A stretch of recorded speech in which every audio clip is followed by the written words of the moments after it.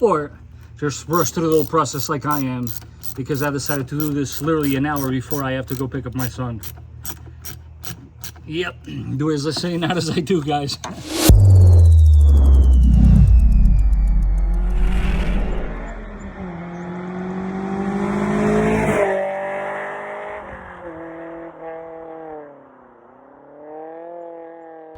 Good morning, guys. Welcome back to the channel. This is the Vikings garage. So, who here is ready for some more modifications? Let's take a look at today's project here. As you guys can see, we got a pretty dirty engine bay. We're gonna start off by taking this cover off. As you can see here, I actually have been neglecting this thing ever since I bought it. I have never washed this engine bay. Yes, I'm very ashamed to say that, but that is indeed the case. As you can see, we do remove the cover to make our life easier. What do you need, you should ask? Definitely a source of water. I got my hose ready. Over here we have our compressor, in which we're gonna need some pressurized air. You'll see why in a second. This is the one of choice that I use, spray 9, and you'll see that even with WD-40 you can shine up things quite a bit. So let's get cracking. What can be said about this? One, obviously you don't want to wet too much your fuse block here. Stay away from electrical connections, you know the deal. Throttle body, you just want to spray it lightly, nothing crazy. Don't worry, because that's why the water is going to come into play here in a second, is because you want to dry this up as best as you can. That's the key here. It's always very gratifying to see the end result. And hey, you know what? This is something you guys can do at home too. So let's do it. You can apply as much as you want, of course. And do let it sit for a little bit, a few minutes. And then, yeah, we're gonna get some water in here. And you guys will see the difference this makes. I got water pretty much everywhere, really.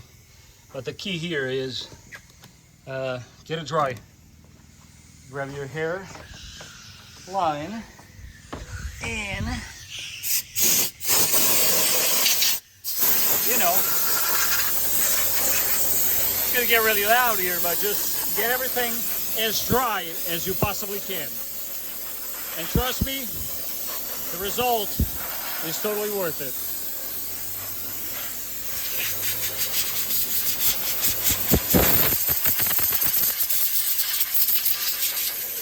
Of course, get really well in there with the electrical connectors and you should be good to go.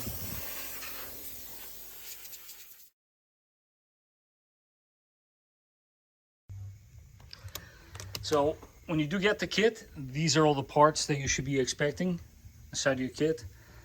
And yes, we are going to be following the instructions. Just a heads up, do pay attention that your kit does come with the engine air filter. Not all kits are going to come with that engine air filter. Guys, this is pretty basic as far as modifications go. There's really nothing to it. You just got to disconnect a whole bunch of stuff and then follow the instructions. Should be pretty simple. How hard could it be?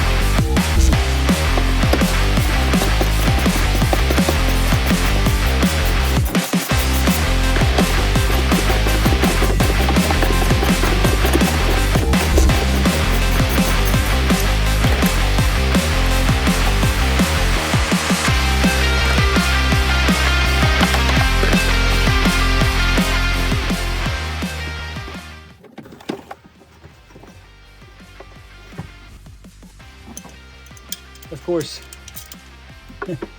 make sure you get all the screws out. Hello. I really got to start bringing my power tools here. It's going to take me double the time. Get this guy out of your way.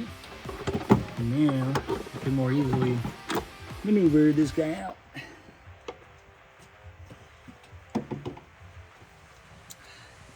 I think this is the time where we should bring the instructions out, and also I'm gonna go ahead and clean that. So guys, there is one part of this entire job that's probably gonna be a little tricky, is these sleeves. You gotta swap these from the old box into the new one, and to do so, you gotta first pop out the cylinders out of each one so that you can then push it out. To install it is the reversal. It's actually not that bad. You just center it and push it in while holding the other side.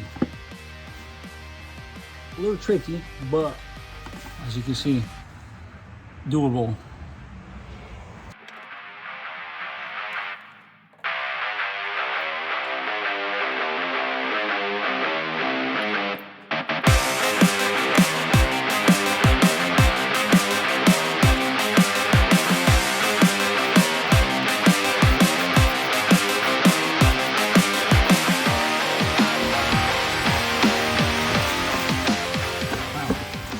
Two bags, okay. Fancy, for sure. I mean, considering how much it costs, right? So there you have it. Looks a little something like this. Looks like a K&N if you ask me, but fits very snug actually, which is a good thing. It's silver flush all the way around.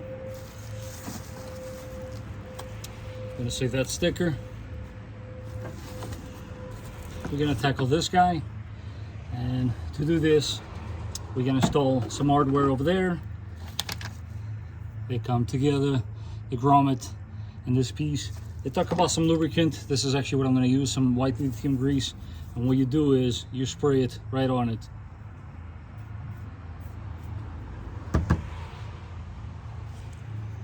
Like so. And what you do,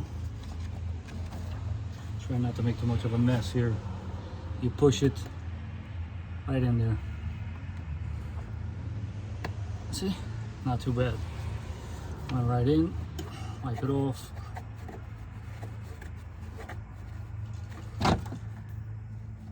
And now we can go ahead and also install our little service indicator. Like so. Wow, this is starting to look very fancy.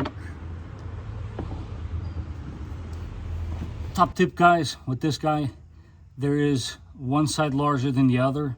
You want to go with a tighter side towards the airbox. It's apparently kind of key. And then you just want to push it as far back as you want it to go. The clamps is totally up to you, the orientation. I try to keep the look clean from this kind of angle, so I put the clamps as far back as possible, but you get what I'm saying. So oftentimes this might be neglected, but there's this hose in the kit for a reason. I know you could forget it, but so you got this vacuum line that goes to your fuel pressure regulator. Pop out the old one, and as you can see here, this one's much longer because you're going to need it to be longer. And it's definitely something you do not want to forget. This one, I'm probably going to end up trimming it as it's way too long for my taste. But totally up to you guys. Obviously, measure twice, cut once. So I'm going to go with that. Looks about right. Obviously, they also provide this little fitting for you guys. And then, yeah, just pop it in like so. And you should be good to go. Index it a little bit lower so it doesn't rub against the cover.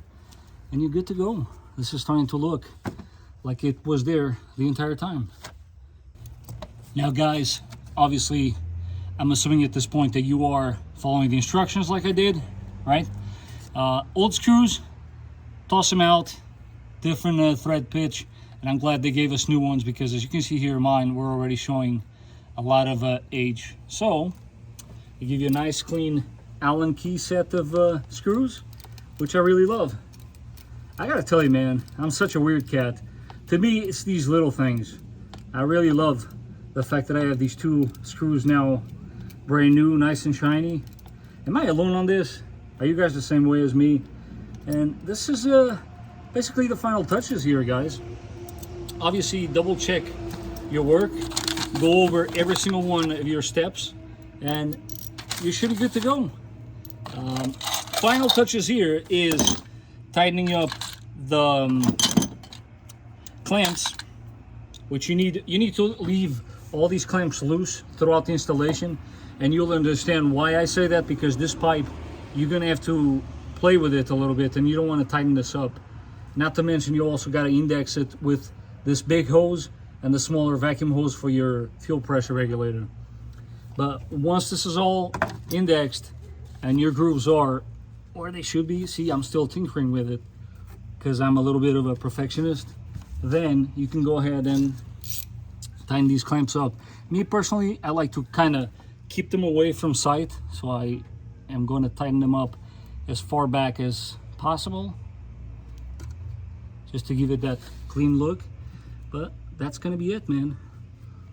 When this is said and done, you have yourself a nice little TRD intake system.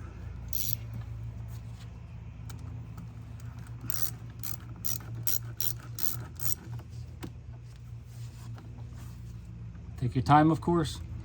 If it doesn't look right, now is the time to adjust it. Or just rush through the whole process like I am, because I decided to do this literally an hour before I have to go pick up my son. Yep, do as I say, not as I do, guys. So what do you guys think? I mean, come on. You can do this at home too. I'm not quite done yet cleaning the engine bay, but what do you guys think? That puts a smile on my face, man. I like the way this is looking. Here we go, guys. First startup, my reaction to this intake, live and true as can be. Of course, after putting that much water in the engine bay, I think my biggest concern here is that I didn't create any problems. We're good there. So let's see how she sounds. Safety first, of course. Everybody's like, shut up and drive, man. We want to hear this thing. All right. Of course, we gotta back it up, back it up. Try not to hit anybody. We got some kids playing in the neighborhood. That's where this backup camera, I think, comes handy, man.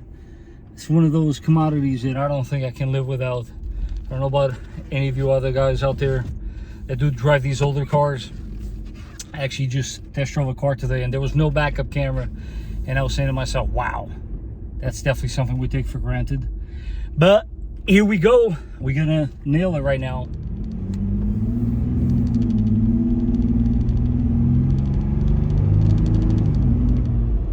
Ooh, a little something. I don't know if that shows on camera, but I tell you what, we're gonna bring her to a full stop.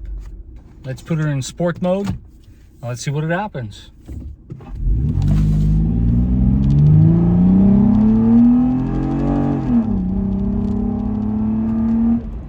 Wow. Boy, she sure feels awake now. Woo! Holy smokes. What's going on here? What is that, a full 5 horsepower more?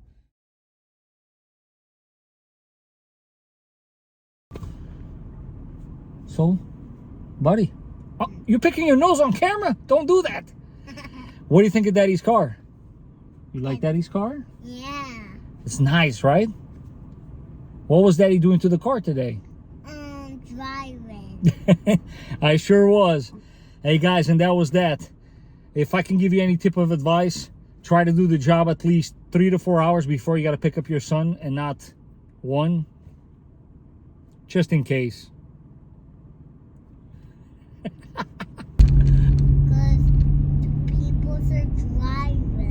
Peoples are driving, so you don't go in the parking lot. Look it, the peoples are driving over there. Yes, and you got to be careful, right? Yeah, don't go in the parking lot with cars. All right, guys. As always, thank you for watching, and I will catch you on the next one.